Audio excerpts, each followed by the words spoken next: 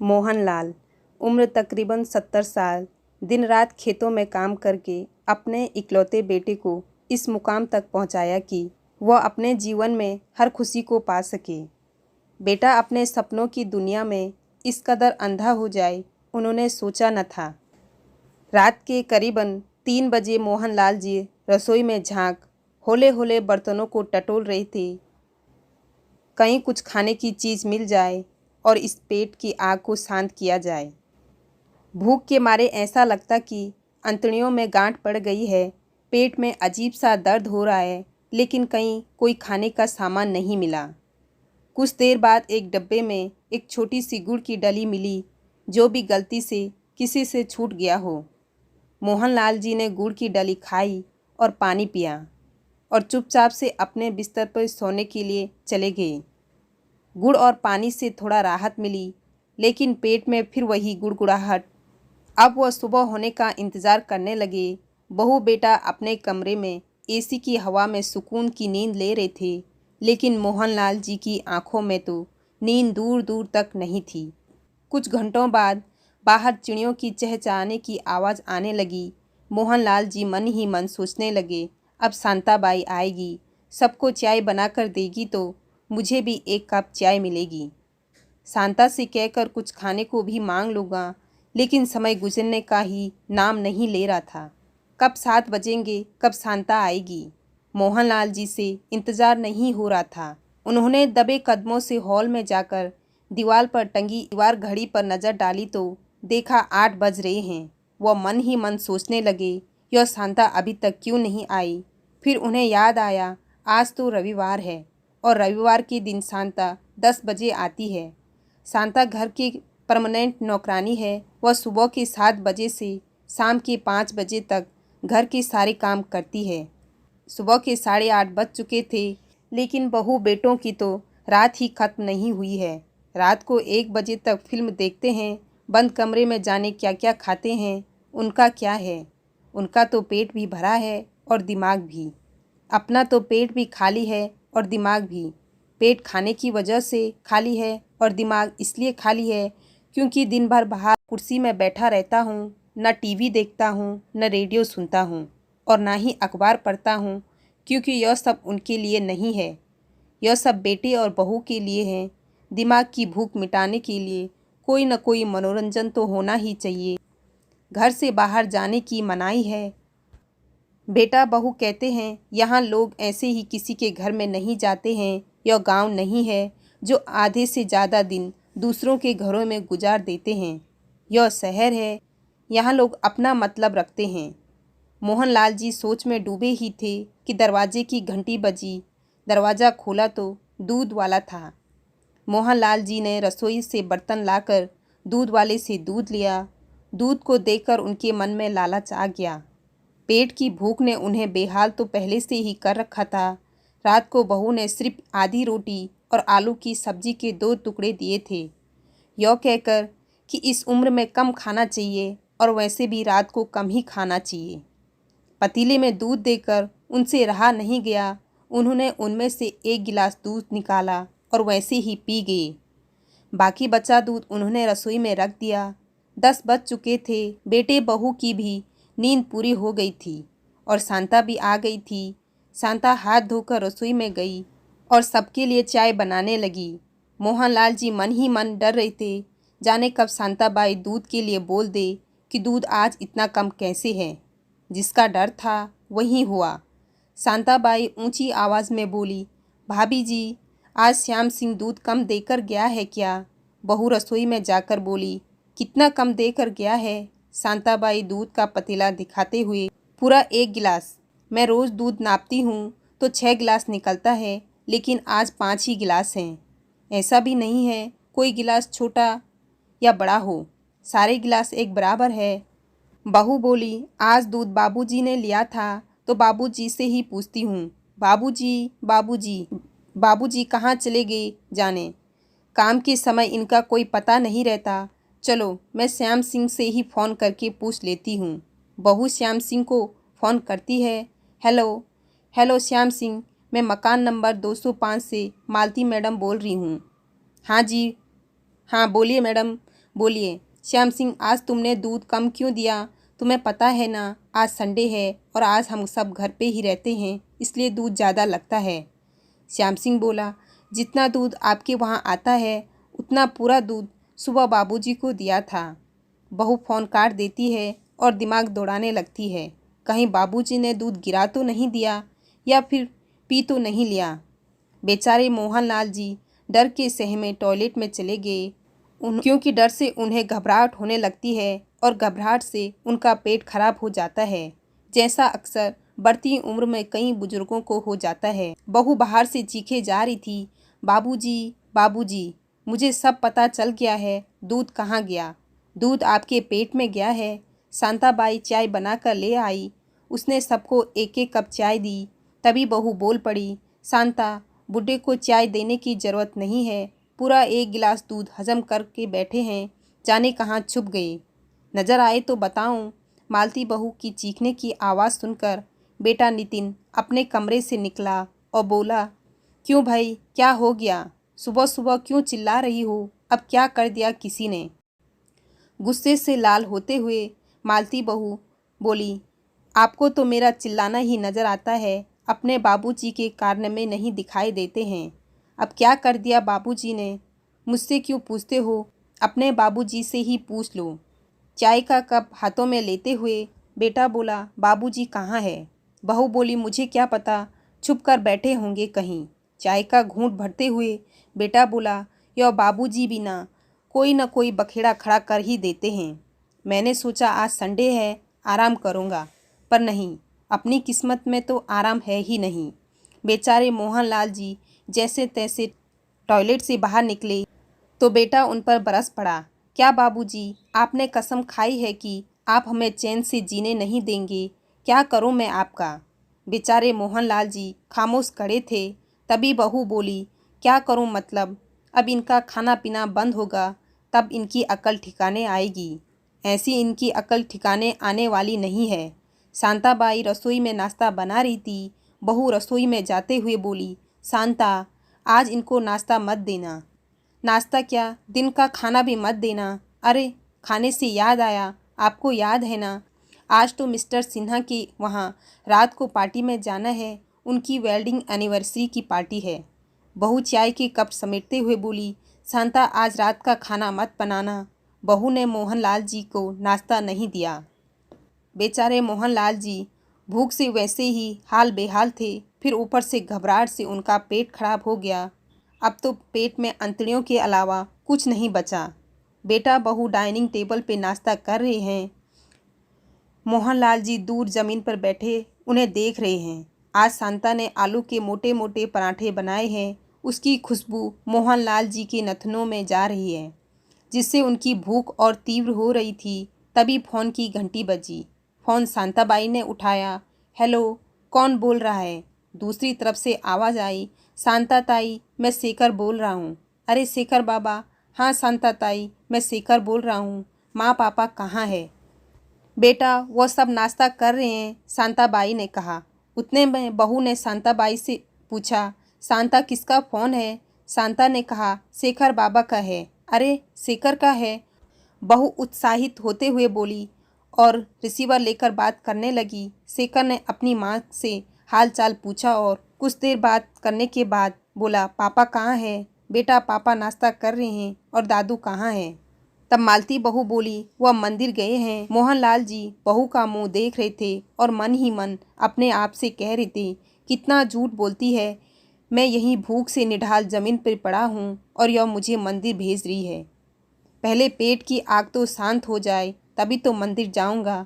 मेरे नसीब कहाँ मंदिर जाने के। बहू फ़ोन पर अपने बेटे से बात करने में व्यस्त है। शेखर बोला, माँ पापा से मेरी बात करवाना। मालती अपने पति नितिन की ओर इशारा करते हुए बोली, सुनिए, शेखर आपसे बात करना चाहता है। नितिन ने मालती के हाथों से रिसीवर लेते हुए कहा, हेलो बेटा, शेखर कैसे हो? शेखर बोला, पापा जी प्रणाम। आशीर्वाद देते हुए नितिन बोला, सदा खुश रहो। और बताओ तुम्हारी पढ़ाई कैसी चल रही है? शेखर बोला, टॉप क्लास पापा। शेखर बोला, पापा जब दादू मंदिर से आए तो मेरी बात करवा देना, दादू की बहुत याद आ रही है। नितिन जी, बेटे से बोले, शेखर मम्मी पापा की याद भी आती है, लेकिन दादू की थोड़ा ज़्यादा ही आती है। मम्मी से कई बार कहा है लेकिन वह भूल जाती है। अच्छा अब मैं फ़ोन रखता हूँ। ओके बेटा। ओके पापा, बाय बाय बेटा। शेखर अपने दादा के बहुत करीब हैं क्योंकि वह बचपन से ही अपने दादू के पास गांव में रहता था।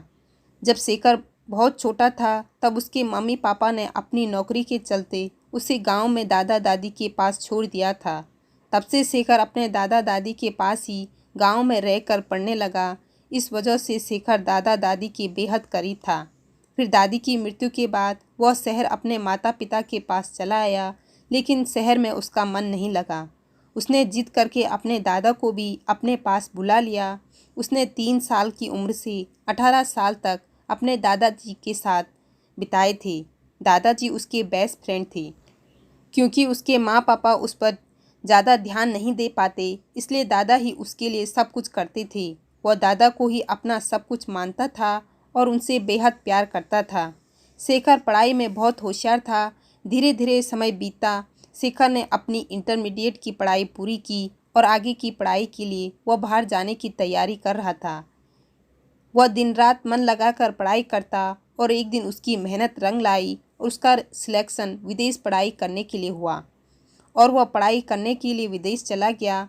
इसी बीच उसकी घर में फ़ोन से बात होती रहती। पहले पहले तो माँ दादाजी से बात करवा देती थी, लेकिन समय के साथ साथ दादाजी से बात कराना बंद हो गया था। रात को बहू मालती और बेटा नितिन मिस्टर सिन्हा की वेडिंग एनिवर्सरी में चले गए। बेचारे मोहनलाल जी ने सुबह से कुछ नहीं खाया था और रात का खाना भी नहीं बना। वह भूख से बेहाल हो रहे थे। उन्होंने बेटा बहू के जाने के बाद रसोई में जाकर उन्होंने सोचा क्यों न अपने लिए रोटियां बना लें, लेकिन जैसे ही उनके दिमाग में बेटे बहू का ख्याल आया वह रसोई से बाहर आ गए। बाहर आकर वह अपने बिस्तर पे लेट गए, लेकिन भूखे पेट तो भजन भी नहीं होते तो नींद कहाँ से आती। वह बिस्तर पे वैसे ही 1 घंटे तक निढाल पड़े रहे। फिर उन्होंने हिम्मत जुटाई और फिर से रसोई में गए और एक बर्तन में आटा निकाला और आटे में नमक डालकर गूँथा और उससे रोटियां बनाई। फिर चाय बनाकर उसके साथ खाई। लेकिन जब वह बर्तन साफ कर रहे थे तभी बेटा बहू पार्टी से वापस आ गए। उन्होंने अपनी चाबी से दरवाज़ा खोला और अंदर देखा तो रसोई में मोहनलाल जी बर्तन साफ कर रहे थे। बहू रसोई में आई और चिल्लाकर बोली, क्या बाबूजी, यह किस चीज़ के बर्तन साफ किए जा रहे हैं? मुझे तो रोटी की खुशबू आ रही है। उसने अपने पति को बुलाया और कहा, देखो हमारे जाने के बाद यहाँ पकवान बने हैं, जाने कैसी भूख है। मोहनलाल जी बोले, बेटा मैंने सुबह से कुछ नहीं खाया था, इसलिए मेरे पेट में दर्द हो रहा था और चक्कर भी आ रहे थे।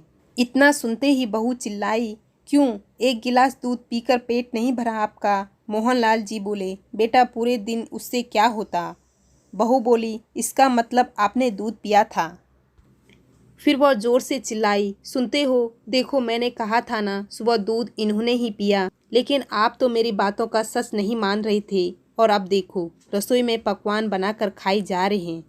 बेटा रसोई में आया और अपने पिता का हाथ खींचते हुए बाहर लेकर आया और उन्हें गेट के बाहर सड़क में छोड़ आया और बहू पीछे से उनका सामान एक प्लास्टिक के थैले में भर के उनके पास सड़क में फेंक आई और बोली, रोज रोज हमारा जीना हराम कर रखा है, अब चलते बनो यहाँ से। बेचारे मोहनलाल जी अंधेरे में सड़क पर चल रहे थे। वह चलते चलते एक दुकान के आगे से बैठ गए। दुकान बंद थी क्योंकि रात बहुत हो चुकी थी और उसी दुकान के आगे वह लेट गए और उन्हें नींद भी आ गई। वह कहते हैं ना, भूख न देखे जात पात, नींद न देखे टूटी खाट। आज उनका पेट भरा हुआ था, इसलिए उन्हें नींद भी आ गई। जब सुबह हुई तो उन्होंने एक कपड़े से अपना मुंह ढक लिया और दुकान के आगे बैठ गए। 2-3 दिन वह उसी दुकान के आगे बैठे रहे। आने जाने वाले लोग उन्हें भिखारी समझकर 1-2 रुपये उनके सामने डालकर आगे बढ़ जाते। वह जिस दुकान के आगे बैठे थे वह दुकानदार बहुत नरम दिल का था। वह धर्म को मानता था, इसलिए वह मोहनलाल जी को सुबह शाम कुछ न कुछ खाने को दे देता। लेकिन मोहनलाल जी ने कुछ भी नहीं खाया और ना ही उन पैसों को समेटा जो पैसे लोग उन्हें भिखारी समझकर दे रहे थे।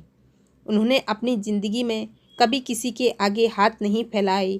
आज अपनी यह स्थिति देखकर उनके मन में बहुत पीड़ा हुई और वो ना कुछ खा पाते और ना ही किसी से कुछ कह पाते। 3 दिन गुजर गए थे, लेकिन उनकी खबर करने वाला कोई नहीं आया। उनकी तबीयत अब खराब होने लगी थी। उन्हें देखकर दुकानदार ने ओल्ड एज होम वालों को फ़ोन करके बुलाया। वह लोग आए और उनका वीडियो बनाकर उन्हें ओल्ड एज होम ले गए और यह वीडियो उन्होंने सोशल मीडिया पर शेयर किया कि देखो किस तरीके से लोग अपने बूढ़े माँ बाप को सड़कों पर मरने के लिए छोड़ देते हैं। लगभग 1 महीने बाद एक दिन उनका पोता सोशल मीडिया पर वीडियो देख रहा था। तभी फेसबुक पर उसने अपने दादा की वीडियो देखी तो वह बहुत चक्का रह गया। उसे तो यकीन ही नहीं हुआ कि यह उसके दादाजी हैं। वीडियो में अंतिम समय पर उस ओल्ड एज होम का नंबर दिया था। शेखर ने तुरंत अपने घर फ़ोन किया तो फ़ोन माँ ने उठाया और दादाजी के लिए पूछा तो बाबूजी गांव गए हुए हैं। शेखर बोला, गांव गए हैं? आपने मुझे बताया क्यों नहीं? कब गए? पहले तो मालती बोली, 1 हफ्ता हो गया। फिर नहीं, कल ही गए हैं बेटा। मालती जी, बेटा वो सब छोड़ो, वहाँ मौसम कैसा है? खाना पीना अच्छे से खा रहे हो कि नहीं? शेखर को कुछ शक हुआ तो उसने फ़ोन रख दिया। पोते ने अपने दोस्त को फ़ोन किया और उसको सारी बात बताई। उसने अपने दोस्त से कहा, यार तू वहाँ जाकर मेरे दादाजी को देख कर आ। अगर वह तुझे वहाँ दिखे तो मुझे बताना। मेरे घर वालों को मत बताना इस बारे में।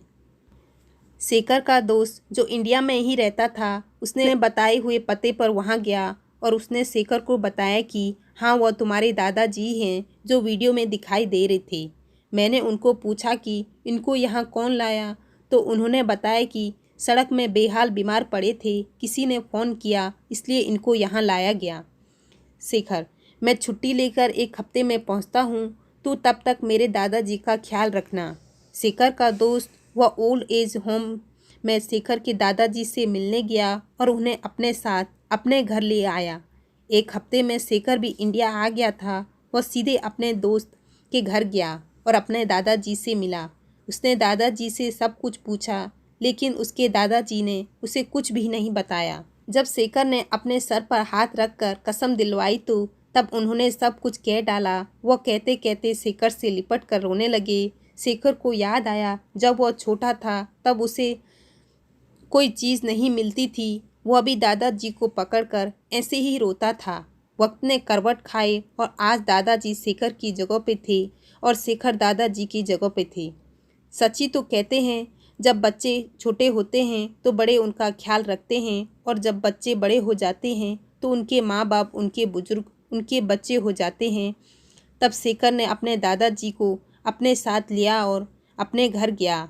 उसने अपने दादाजी को कहा, दादाजी आप गाड़ी में बैठकर मेरा इंतज़ार करना, मैं अभी आता हूँ। शेखर अपने घर आया और दरवाजे में घंटी बजाई तो शांताबाई ने दरवाज़ा खोला और चिल्लाई, भाभी जी देखिए तो कौन आया है। मालती अपने कमरे से बाहर आई और शेखर को देखकर चिल्लाई, शेखर तुम यहाँ कैसे?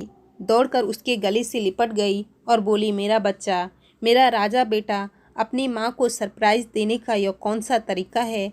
तब शेखर ने अपनी माँ को अपने से दूर करते हुए कहा, माँ पापा कहाँ हैं?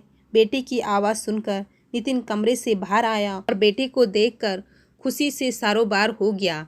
जैसे ही नितिन ने उसे गले लगाने के लिए अपने हाथ बढ़ाए तो शेखर ने उनके हाथ वहीं रोक दिए और पूछा, माँ पापा दादाजी कहाँ हैं? तब उनकी माँ बोली, बेटा दादाजी तो अपने दोस्त के पास गांव में गए हैं। वह कह रहे थे कि अब वह गांव में ही रहेंगे, उनका यहाँ मन नहीं लगता। तब शेखर ने पूछा, माँ गांव की ज़मीन और मकान तो आप दोनों ने बेच दिए, अब वह वहाँ कहाँ रहेंगे? तब बहू बोली, वह कह रहे थे कि अपने दोस्त के पास रह लूँ जाऊँगा। उतने में शेखर बोला, अच्छा तो दादाजी के वह कौन से दोस्त हैं, मुझे बताना, मैं दादाजी से वहीं मिलने जा रहा हूँ। तब बहू घबराई और बोली, बेटा तेरे दादाजी का दिमाग खराब हो गया था, वह घर से जाने कहाँ चले गए? शेखर बोले, वह चले गए और आपने उनको जाने दिया, फिर आपने पुलिस में रिपोर्ट क्यों नहीं लिखवाई कि हमारे बाबूजी कहीं गायब हो गए हैं? तब नितिन और मालती एक दूसरे का मुंह ताकने लगे और शेखर ने बाहर जाकर गाड़ी में से अपने दादाजी का हाथ सहारा देकर नीचे उतारा और अंदर ले गया। उसने उन्हें वह वीडियो दिखाया। तब वो अपने मम्मी पापा से बोला, मुझे शर्म आती है आप दोनों को अपने माँ पापा कहने में, क्योंकि जो अपने बुजुर्गों को ऐसी हालत कर सकता है वह कितने स्वार्थी और निर्दयी होगा। आज से आपका और मेरा कोई नाता नहीं है। मेरे लिए तो बचपन से ही मेरे दादाजी सब कुछ थे और अब भी वो मेरे लिए सब कुछ हैं। इतना कहकर शेखर अपने दादा को लेकर गेट से बाहर चले गया। उसके मम्मी पापा पीछे से उसे आवाज़ देते रहे, शेखर हमें माफ़ कर दो बेटा, हमसे बहुत बड़ी गलती हो गई है। लेकिन शेखर ने उनकी एक न सुनी, वो अपने दादा को लेकर चला गया।